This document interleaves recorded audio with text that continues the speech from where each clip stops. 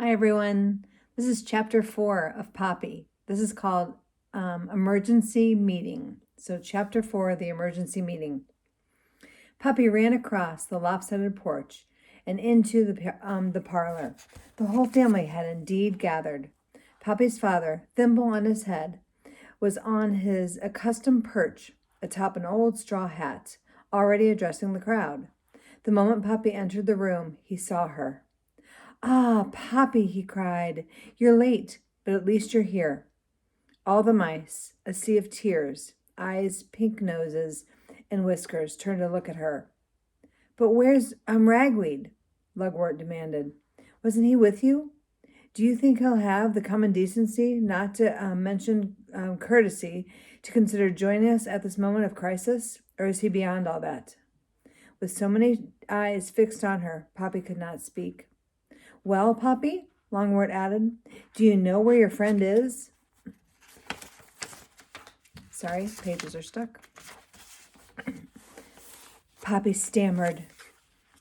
"Well, may I tell you after the meeting?"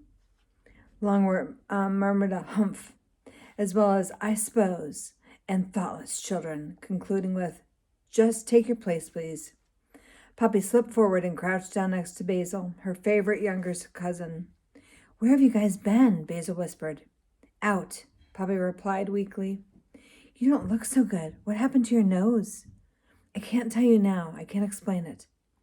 "And where is Ragweed?" "Later," Poppy insisted. Basil gave his cousin a questioning look, but held his tongue. Longwort, leaning over the crown of the farmer's hat, tapped his thimble cap and held up a paw to command silence. For Poppy's sake, he began, "I'll review what I've already said. Our family has grown very large, so large, in fact, that there is not enough food in the neighborhood to feed us all. Indeed, our family is still an expanding one." He nodded to sweet Cicely, who smiled warmly in recognition of the remark. "For example," Longwort continued, "my wife and I have had 75 children, who in turn have given us 40 grandchildren, 20 great-grandchildren, and 12 great-great-grandchildren." This remark was greeted by the assembled mice with a generous tapping of tails on the floor and applause. Longwort dipped his head in acknowledgement of the tribute, and then he went on. "The truth is, by my calculations, our current rate of population growth, and it's this I was about to say when Poppy arrived, promises serious food shortages, sickness, and yes, even death, unless we take action within the next few days." There was an immediate buzz and a squeak among the family. "Good grief, how awful. What do we do now? Who would have guessed?" Longwort raised his voice over the hubbub. "Living in the open will not do. The dangers of that are too obvious. No, we need to establish an extra residence, a home near to abundant food, but still close enough to Gray House so that the family, with its present leadership, can be maintained. And of course, a second dwelling must be safe. Happily, I have been informed by an old sparrow acquaintance of mine, Mr. Albacolus, that a new home has been built within the territory."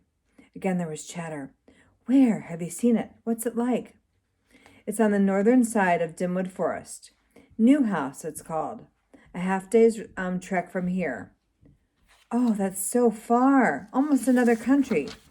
I've never been that far from home. I bet it's not as good as a place for us as this." Longwort held up a paw. The talk stilled.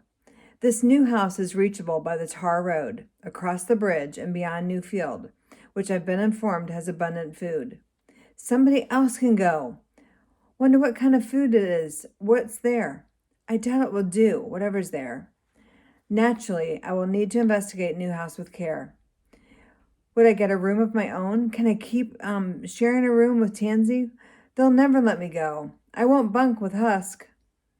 More and more mouse comments. "Further, there will be much more getting organized and packing to be done. I hate the thought of packing. I hate it so much. I hate to move.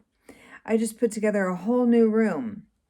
Finally, Longmort went on, we will need a delegation to go through the formality of applying to Mr. Oakhax for permission to move. This time, Longmort's words brought silence. Every eye looked down or away, except for Poppy's. She could only stare at her father in revulsion. How could he even suggest such a thing? Now, Longmort said severely, Mr. Oakhax has always been most accommodating. Need I remind you that he protects us from porcupines? We all know about porcupines, don't we? We do indeed. Have we seen so much as a porcupine in these parts for years? Not one. Proof enough that Mr. Oakhax is holding up his end of the bargain. As long as I'm head of this family, I expect us to do our part. Asking for permission to move is an insignificant sacrifice to make for our total well-being as a family. All right then, Longmort concluded, looking around. Any questions? Poppy had no idea what Ragweed would have asked, but she knew that he would have asked something. Here's a picture.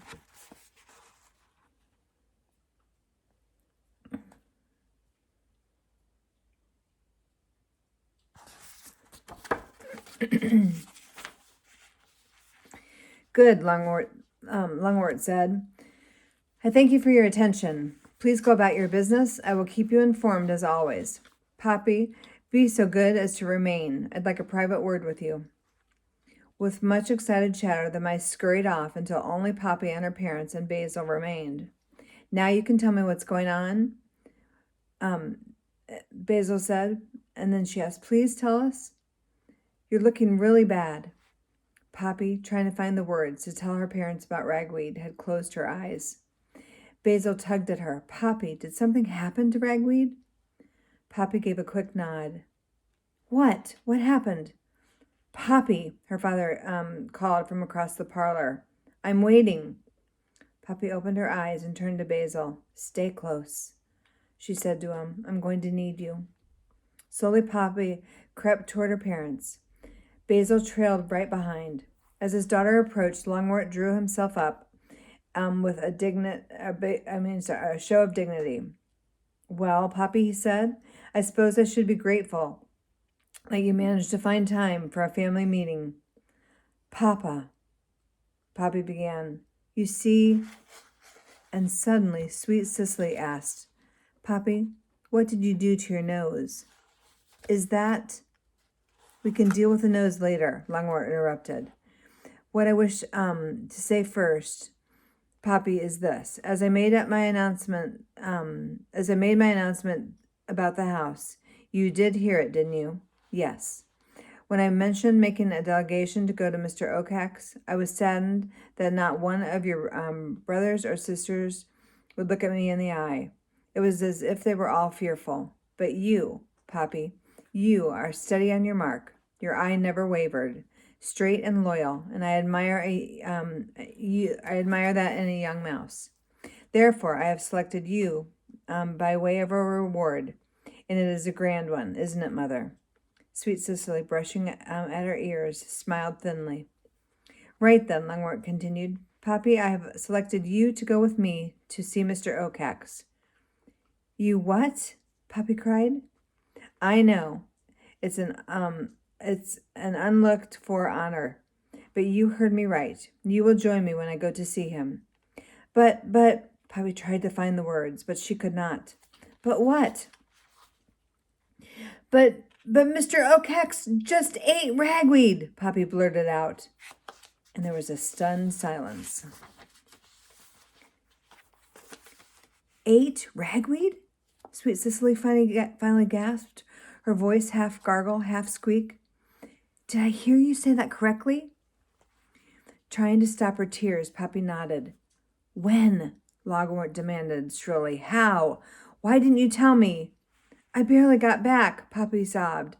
And when I walked into the meeting, I just couldn't say... Pawing the tears from her face, she whispered, I couldn't. But to be eaten by Mr. Oakhax? Longmort sputtered. Without even informing me. Sweet Cicely turned unto her husband. Oh, stop that, she said. We need to know what happened. Poppy, go on.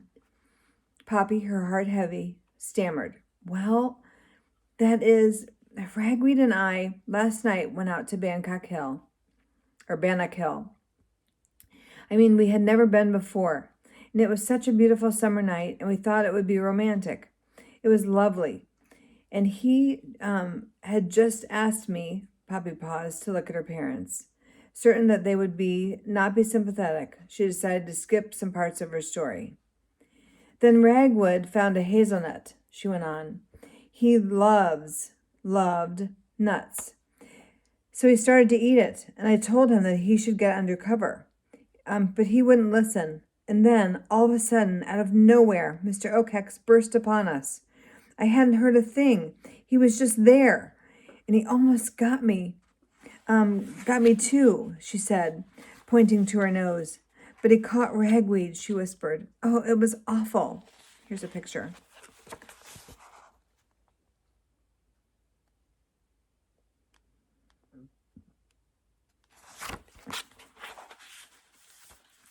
Sweet Cicely hurried toward her, gathered her daughter in a hug, and patted her back. A very uncomfortable lungwort hung clearing his throat and fiddling with his whiskers. "And then," Poppy went on once she had sufficiently calmed down, "when I started back home, Mr. Oakhex tried to catch me again and again, but I managed to escape. Sorry." Lungwort shook his head. "Poppy," he intoned, "I'm bound to ask, did you go through the proper formalities before going up on the hill?" "Well, we... Come now," Lungwort cried, his agitation bursting out in anger.